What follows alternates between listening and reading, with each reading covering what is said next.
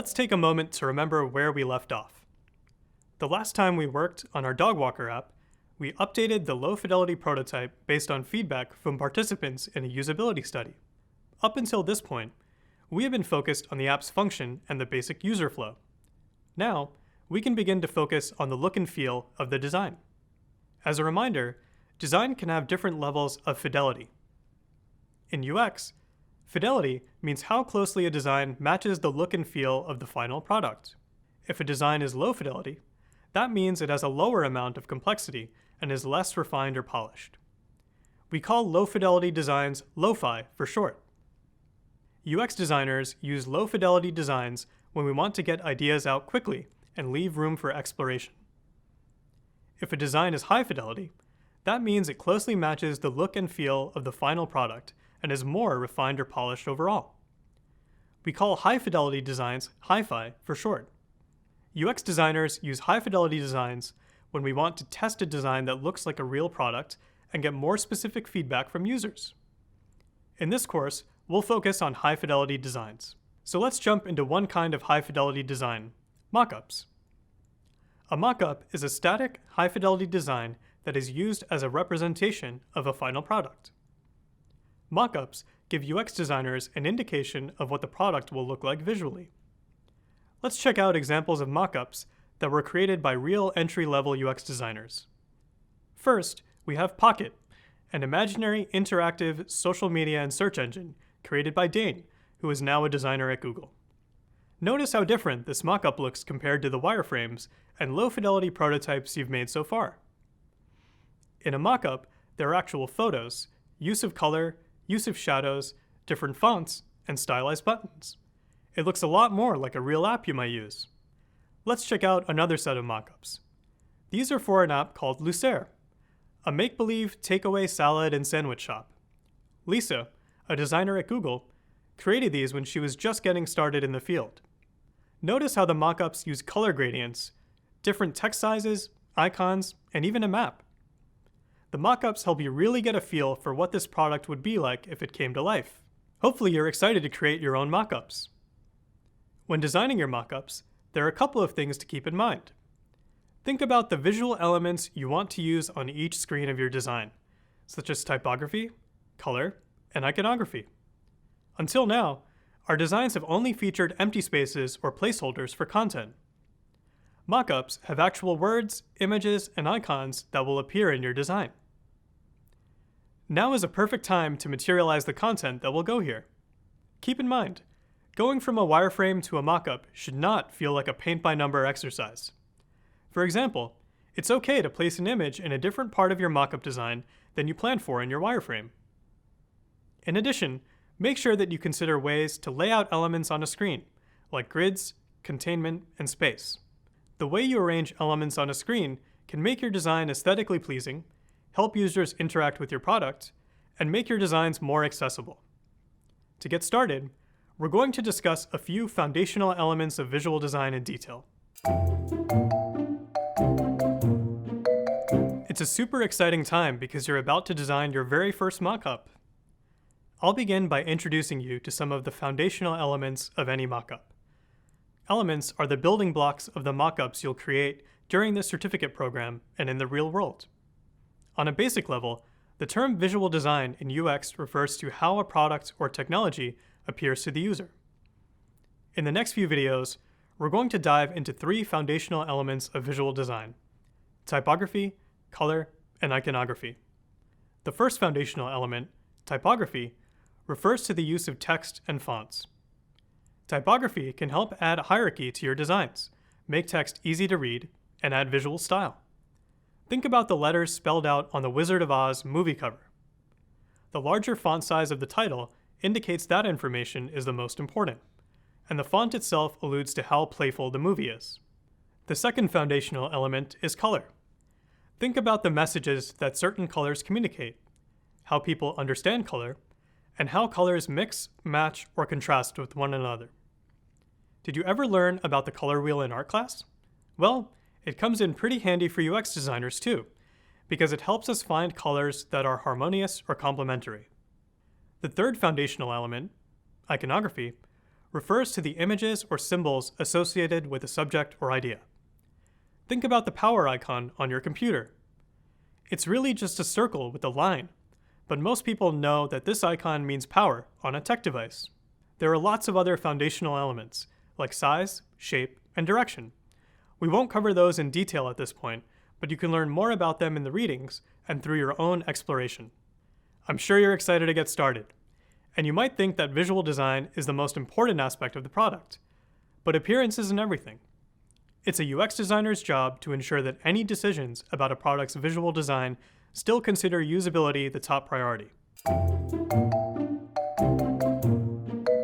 Time to kick things off with the first foundational element of visual design: typography. Typography refers to the use of text and font.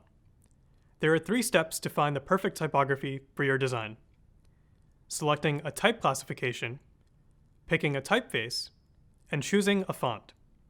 Let's define each of these and explore them in more detail. First up is the type classification. Type classification is a general system to describe styles of type. 2 of the most popular type classifications are serif and sans serif. Serif styles of type can be recognized by the tiny lines, called serifs, that trail from the letters as strokes and stems as edges. Look closely at the letter T on the left side of the screen. The small lines hanging off of both ends of the horizontal line at the top of the T help identify the text's type classification as serif.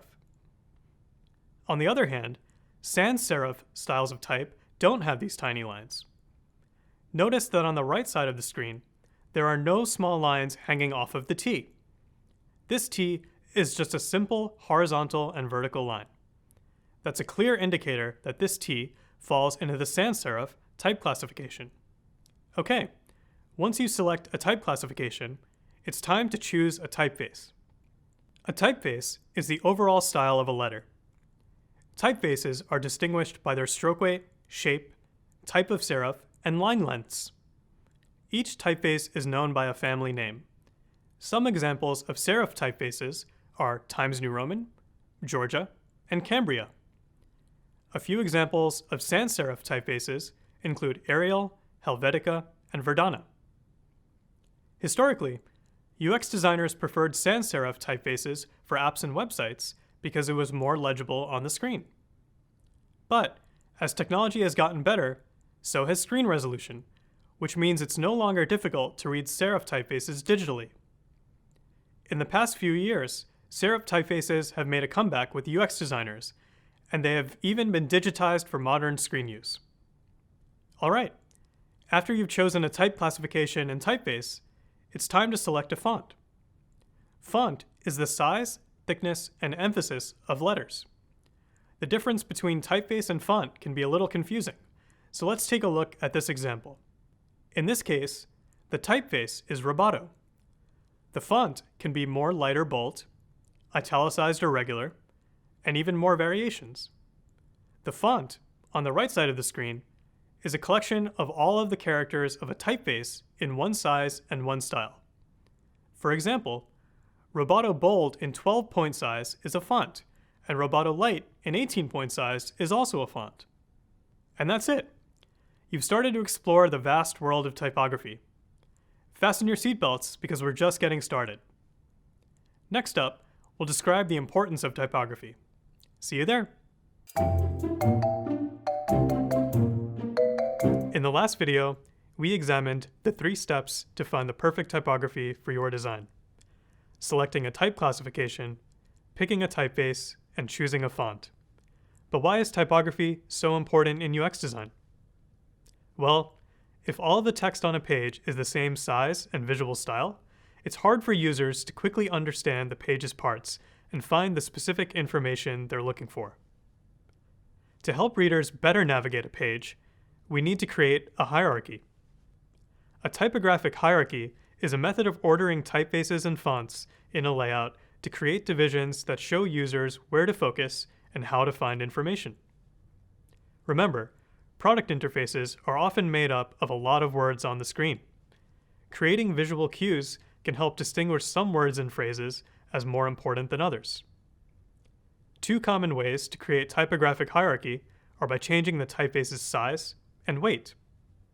Think about when you open a newspaper. The text you notice first is big and bold. This is the newspaper's headline.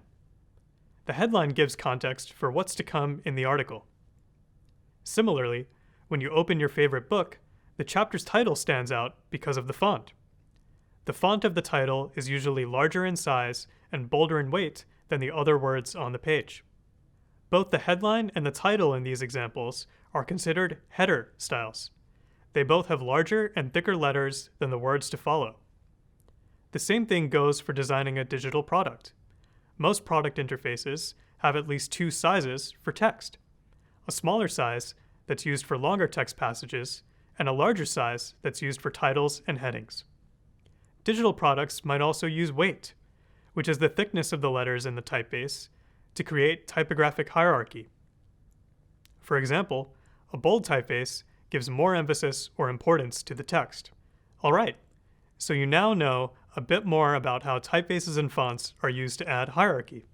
A second reason why typography is so important for UX designers is legibility, or making text easy to read. As a UX designer, one of your jobs is to make the product easier to read and navigate. The product needs to be readable for all users, including people with low vision. Think about the nutrition facts label on food items that are sold at a grocery store. These food labels are usually printed in bold black text on a white background. Designers ensure that the label is easy to read, regardless of the surrounding design on the food package. This helps all grocery shoppers, including those with low vision, easily identify and read nutritional information about the food, like the calories, vitamins, and ingredients. Similarly, UX designers use easy-to-read typography for digital platforms. For example, during the checkout section of an e-commerce website, designers choose typography that is bold and easy to read so that the user is sure that they are paying correctly. Lastly, be sure that the typography used in your design matches brand guidelines. Brand guidelines are visual style choices used to communicate a brand's identity, values, and mission. Brand guidelines have rules on typography and other visual design elements that have already been researched, tested, and approved by the company's design team. Typography adds to this visual style and displays a company's identity. For example, Google uses a sans serif typeface called Google Sans. The typeface was created by our design team and is seen in all of our marketing material. It is even used in the Google logo. This typeface reinforces the Google brand. If you're designing for a specific company, make sure you ask for their brand guidelines before getting started. Now, it's time to take all that you've learned about typography and apply it to your project. Let's open Figma. I'm going to start my mockup of the homepage of the Dog Walker app. One important thing to note is that I'm going to create these mockups below the wireframes that I created earlier in Figma. I'll start by adding a phone screen, like you learned how to do earlier with my colleague, Karen.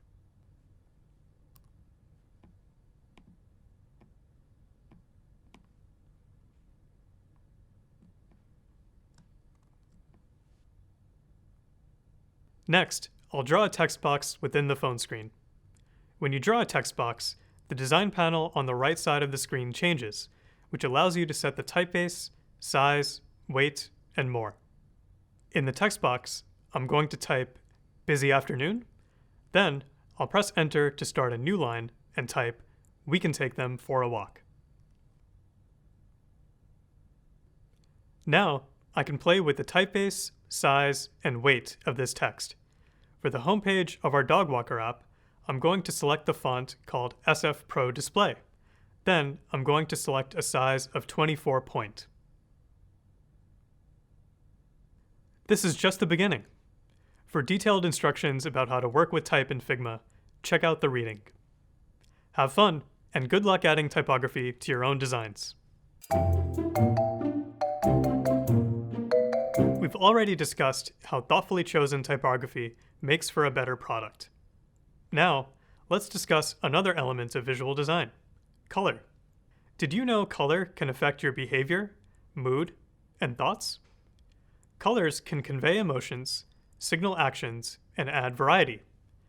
Red, for example, attracts a lot of attention. That's why things like exit signs, emergency buttons, and stop signs are red. Objects with this color always get noticed.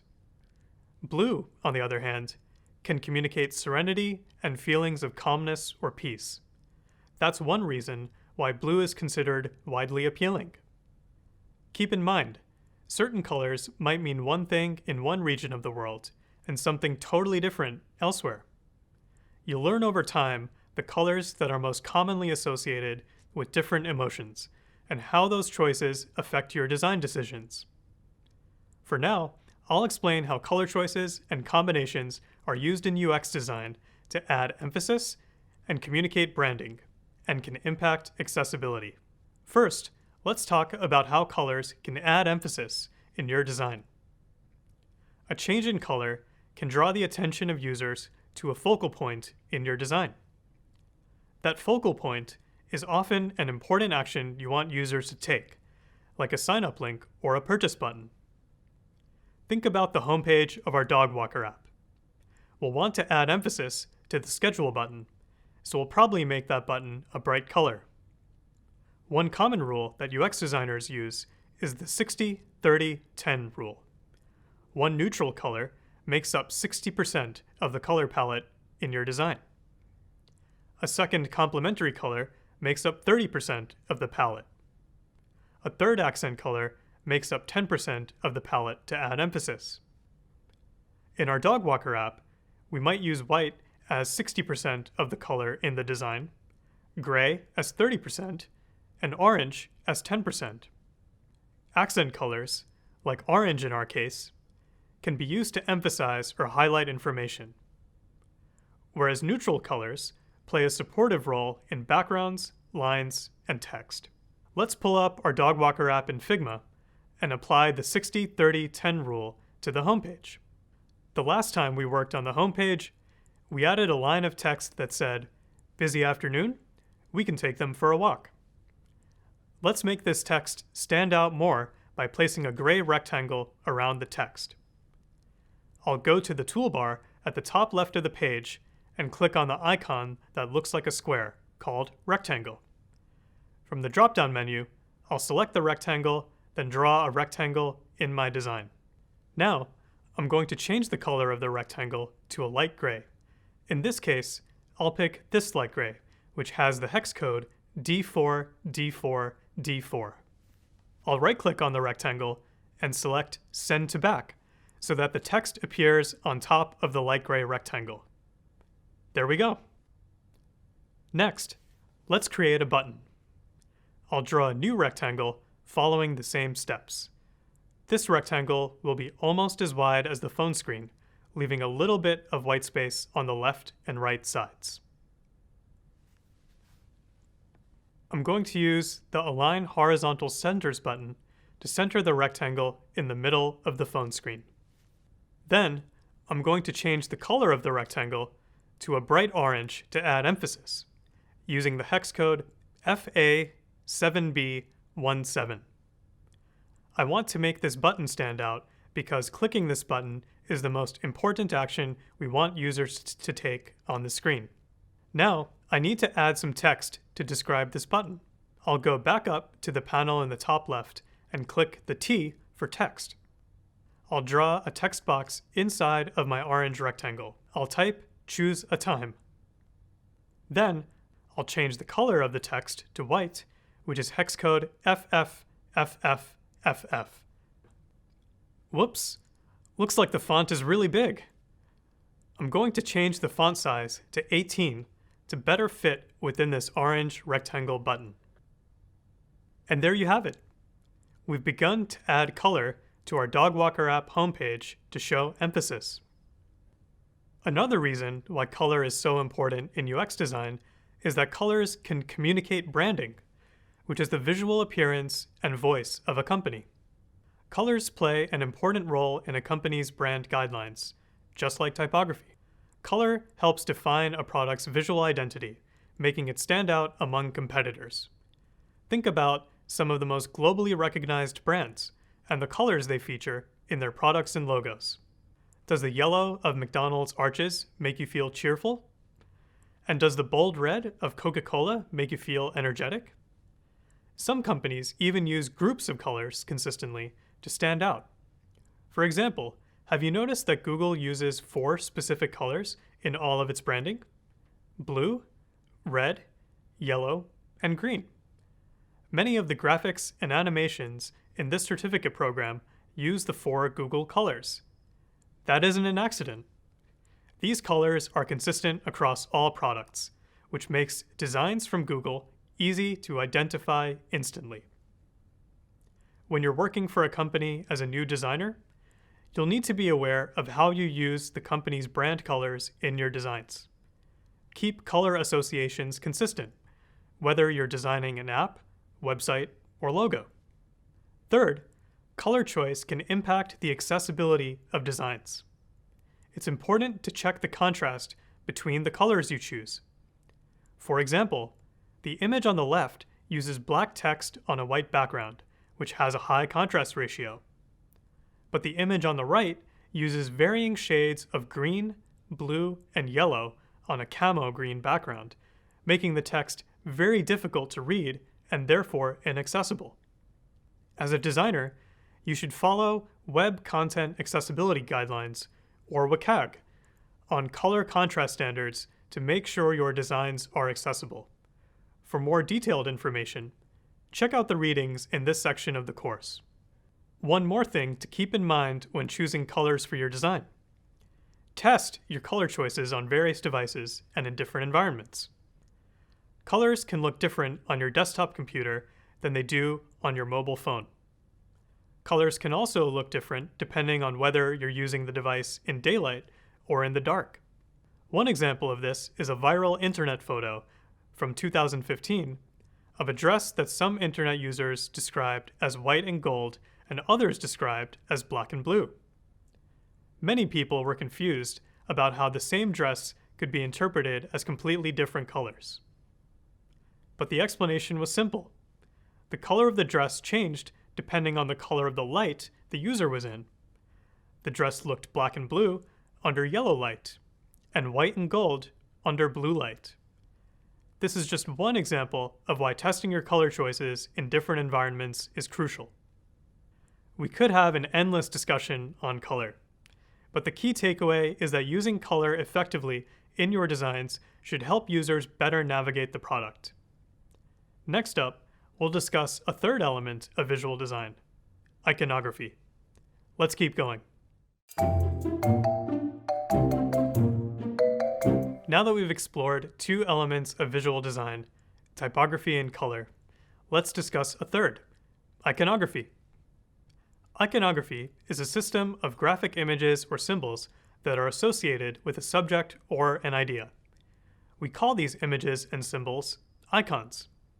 On the surface, icons might seem like playful creations, but when made effectively, icons limit wasted text space, catch the user's attention, and are an easy way to transition to another page or location. We rely on icons all the time to give us information in both digital and physical environments. For example, an arrow icon on a button indicates that an elevator will go up or down. Or the sun icon on a computer screen allows us to adjust the screen's brightness levels. Sometimes icons indicate specific actions, like the arrow or sun in these examples. Other times, icons provide supplementary information, like how a battery icon tells you that it may be time to recharge a device. Some icons are commonly known through their widespread use. For example, have you ever seen this icon of a house? This house icon on the navigation menu indicates a path back to the home screen of the app. Since this icon is universally understood by most users, you can simply use the same house icon in your own app designs. However, other icons have specific cultural associations. For example, an American football icon may not be the best icon to represent sports on a global app. That's because American football isn't as popular worldwide as it is in the United States. Using a more universal icon, like a soccer ball, may be more appropriate for a global audience. When using icons in your designs, add a text label to describe what the icon means. If you add an icon of a house, you should also add a text label that says Home beneath that icon. The text label also makes the app more accessible, because icons can't be read by a screen reader. Finally, iconography is crucial to a company's brand. Think about the Google Workspace icons, for example. Because of their color and style, there's no mistaking that these icons belong to Google products. When you start your UX design career, the company you work for will likely have their own set of guidelines for in-house iconography, which will help you make design decisions more easily. Let's keep building the homepage of our dog walker app and add an icon. Here's where we left the design in the last video. To get started, I'm going to add a house icon. I'll navigate to Google's Material Design page, which has a list of free icons that are available for anyone to use. I'll click on Resources. How convenient. At the top of the page, icons are listed under popular resources. The icons are listed alphabetically, so I'm going to scroll down to H for Home and select the Home icon. I'll click on the blue download button on the bottom left-hand corner of my screen to download this icon to my computer. Then, I'll navigate back to Figma. I'll click on the rectangle in the top left corner and select Place Image.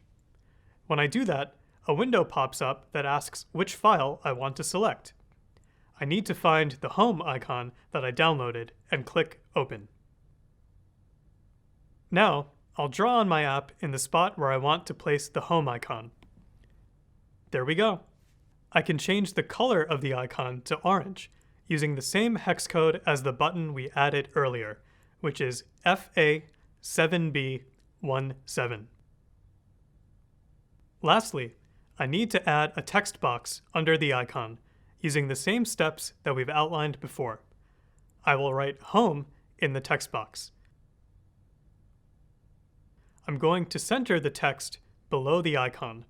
Then, I'll change the color of the text to use the same orange that we're using throughout the app and make the size of the text 12 point.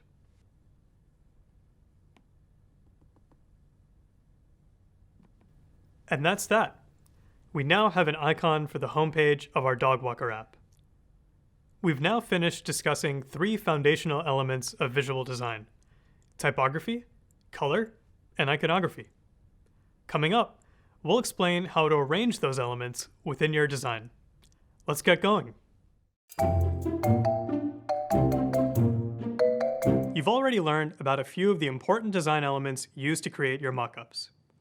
However, you'll need more than just typography, color, and iconography to create a design. You also need to learn about layouts, which are ways to arrange elements on a page. Layouts usually refer to the specific placements of text, style, icons, and images. The goal of layouts is to present information in a logical way, making the important elements stand out. Without a thoughtful layout, your designs will be difficult for users to interact with. Layouts can easily be borrowed or reused from other projects with similar pages. For example, there are popular layouts for home screens, login screens, and even checkout screens. There are many ways to lay out a page in the world of UX design. In the upcoming videos, we will cover a few things that can tie your designs together: grids, containment, and space. Ready to get started? Let's go. Let's start our discussion about layouts by focusing on grids. When you design a mockup, the correct placement of elements on your page can improve user flow and make it easier to navigate. But it can be tricky to guess where to place elements within your mockup, especially as a new designer. Luckily, we have tools to make correct placement or layout easier. First, there are basic grids. These intersecting lines divide pages into small squares that allow you to easily lay out elements in a design. The lines on the grid are evenly spaced to help you design consistently and manage spacing of elements. Here's what a basic grid is like in Figma.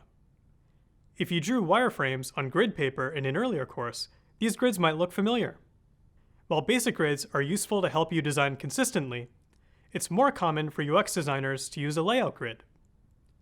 A layout grid is a series of columns and alleys that allow you to organize elements in a design. Columns are the colored blocks, and alleys are the spaces between the columns. Here's what a layout grid is like in Figma. Notice that columns are a light red and are all the same width. The alleys are white and are also all the same width. The number of columns in a layout grid depends on the type of device you're designing for. If you design for a larger screen, like a website on a laptop or desktop computer, the layout grid might have 12 columns. As you design for smaller screens, your layout grid will have fewer columns. For example, the layout grid for a tablet or app includes 4 to 8 columns, and the layout grid for a smartwatch has only 1 column. But keep in mind, no matter what device you're designing for, the number of columns in your layout grid depends on how you want to organize and split up your content. You might be wondering, should I use a basic grid or a layout grid when I design? This varies for each designer, so the choice is yours. Some designers use both basic and layout grids, while others use only one. Some designers don't even use grids at all. When you're just getting started as a UX designer, you might want to use a grid for a few reasons. First, grids create clarity and consistency. An effective grid guides the eye, making it easier and more pleasant to scan elements on the screen.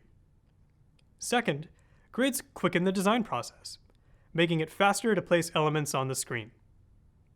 And third, grids make it easier to collaborate on designs. With a grid, designers will generally know where to place things. Let's check out a mockup from an entry-level designer who now works at Google. Here, Dane created an app called Peacock. On this page, users are prompted to search for friends or locations near them. The page features a search bar above images of cities like New York, San Francisco, and Chicago. Take note of how the squares for each image are exactly the same size, and how the search bar is centered directly in the middle of the screen above the images.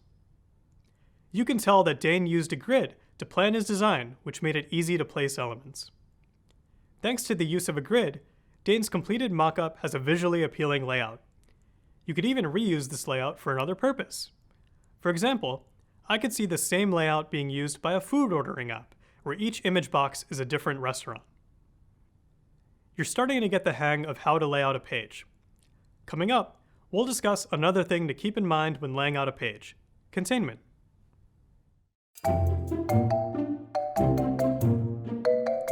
We've started to explore how to lay out elements on a page effectively, using grids. Now, it's time to discuss another thing to keep in mind when arranging elements on a page: containment. Containment uses visual barriers to keep designs neat and organized. Barriers like lines or colors help limit content to a specific section of a design. There are 4 methods of containment: dividers, borders, fill, and shadow. Let's discuss each method using an example from the homepage of the Dogwalker app. Do you like what I've done with it while you were working on your own project? I even added a cute little image of a dog on the Choose a Time button. You can learn more about how to find free images like this in the reading. I'm going to have some fun with this mockup to bring to life each of these 4 methods. First, let's talk about dividers. As a refresher, dividers are lines that separate sections. They can be simple yet effective tools for quickly breaking up content that doesn't belong together. In our Dogwalker app, you'll notice that we use a gray divider between each dog walker that's available. Similarly, borders use lines to break up sections of a page. Borders are continuous lines that often form shapes like squares or rectangles. When I first created the Choose a Time button, I just had text and the image of a dog. The lack of a border made it difficult for users to know it was a button. So I decided to add a rectangular border to make it more clearly a button. Third, we have fill. Fill assigns colors to borders and shapes. Just as you might think, the color fills in the object. This makes content stand out, which creates a new focal point within the mockup. The Choose a Time button still isn't as clear as buttons on other apps I've used, so I'm applying an orange fill to give it more emphasis. Lastly, you can add shadows to your designs to create dimension. Often, designers use shadows in combination with borders or fill. Shadows help break up elements even further. Check out the shadow I've applied to the Choose a Time button. Now it's almost three-dimensional. You feel like it's coming off the page. All right, your mockups should be starting to come together. You now have two tools in your toolbox that you can use to lay out elements on a page: grids and containment. Up next, let's add one more tool to your toolbox: spacing, which can help make your mockups even more visually appealing. We've just covered how grids and containment can help you lay out a page. Now, let's add one more tool to your toolbox: spacing. What do we mean by the word space? Well, space is something we're all familiar with. When we write, we leave a space between every word in a sentence. Or, when we look at the home screen of our phones, there is space between each app icon.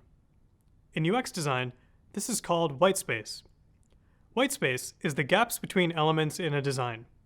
Keep in mind, white space is often referred to as negative space. So, why is white space important? First, the use of white space can provide emphasis on a focal point within the design. This can help focus the user on an action they need to take. For example, think about the Google search homepage. The search bar and Google logo are surrounded by white space. The use of white space clearly communicates the action users should take: search. Second, the use of white space can help group items together, which is also known as proximity. When elements, like buttons or text, are placed close to each other on a page, users naturally group these elements together and expect them to be related. On the other hand, when elements are placed far apart from one another, users don't think they're related. Remember Gestalt principles from earlier in the certificate program? Well, proximity is one of the Gestalt principles. Let's check out this graphic depiction of proximity. The image on the left contains 16 circles of the same size in a 4x4 grid with similar spacing. The assumption is that all of the circles are grouped together and would be related. The image on the right also contains 16 circles of the same size in a 4x4 grid. However, more space has been placed between the second and third columns of circles. This additional space makes it appear like the circles are split into two groups of 8, and those two groups would not be related. Third, white space helps with readability. Leaving more white space between elements makes it easier to focus on each element. Take a look at this example. The website on the left has little white space because it uses a large font and a big image, which are grouped nearby one another. This website is pretty difficult to read because our eyes are jumping between elements. In the website on the right, the content is the same, but there is more white space. This design uses a smaller font and a smaller image. This allows the eye to look at each element and makes the website easier to read. Okay, one more thing to keep in mind when it comes to white space. Having too little white space increases the chance of error. For example, some users might end up accidentally pressing the wrong button if there isn't enough space between the buttons. When you get your first job as a UX designer, you may have to help educate your clients or cross-functional teammates about the importance of white space. Businesses often feel that more content is better. It's important to help those stakeholders understand that using white space in the design will make their product easier to use and will hopefully lead to better business results. For example, if the sign-up button is clearly emphasized using white space, more users are likely to click it, which is a win for the business. Now you have all the tools you need to add elements to your mockup and lay out those elements on a page. Good luck putting what you've learned here into practice with your own design project. Congratulations on finishing this course from the Google UX Design Certificate. You can access the full experience, including job search help, and start to earn your certificate by clicking on the icon or the link in the description below. Watch the next video in the course by clicking here, and subscribe to our channel for more from upcoming Google career certificates.